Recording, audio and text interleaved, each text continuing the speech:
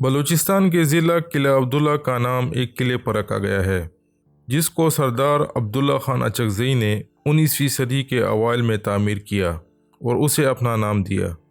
عبداللہ خان اچکزئی نے دہسورہ کاریس کو کاکڑوں سے اور چشمہ انزارگئی کو اچکزئی کی شاخ آشیزئی سے خریدا اور وہاں اپنا قلعہ بنایا۔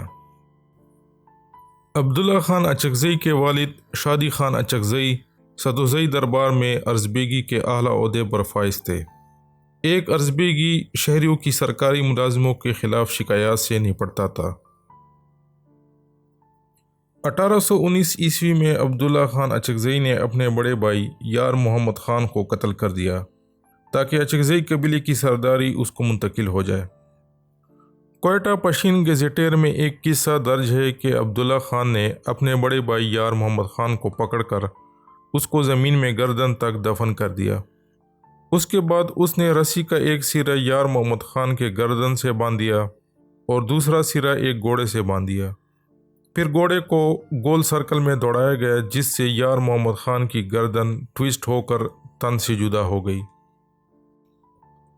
پہلی اینگلو افغان وار میں مقتول یار محمد خان اچکزئی کے بیٹے حاجی سربلند خان نے سدوزیوں اور انگریزوں کا ساتھ دیا، جبکہ اس کے چچا عبداللہ خان نے برگزیوں کا ساتھ دیا اور انگریزوں کی بھرپور مزاحمت کی۔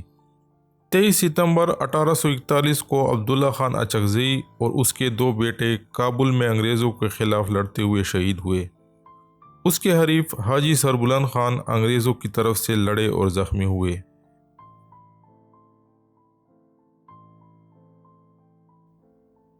1907 میں قلعہ عبداللہ گاؤں ریلوے اسٹیشن، قلعہ، سرائے اور بازار پر مشتمل تھا۔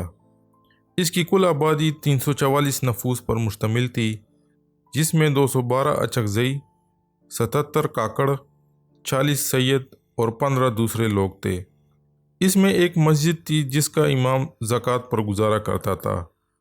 مسجد کے ساتھ 3 کمرے تھے جس میں مدرسے کے 15 طالبان مقیم تھے۔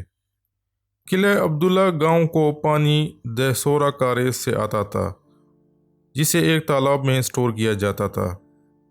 قلعہ عبداللہ گاؤں میں 10 باغ تھے جو تقریباً 29 ایکڑ زمین پر پھیلے ہوئے تھے۔ ان باغوں میں انگور، خوبانی، بادام، بی، تربوز اور خربوزے کاشت ہوتے تھے۔ قندھار کے تاجر یہاں سے فروٹس کو خریدتے تھے اور کوئٹہ کو برآمد کرتے تھے۔ اس سے 2000 روپے سالانہ آمدنی ہوتی تھی۔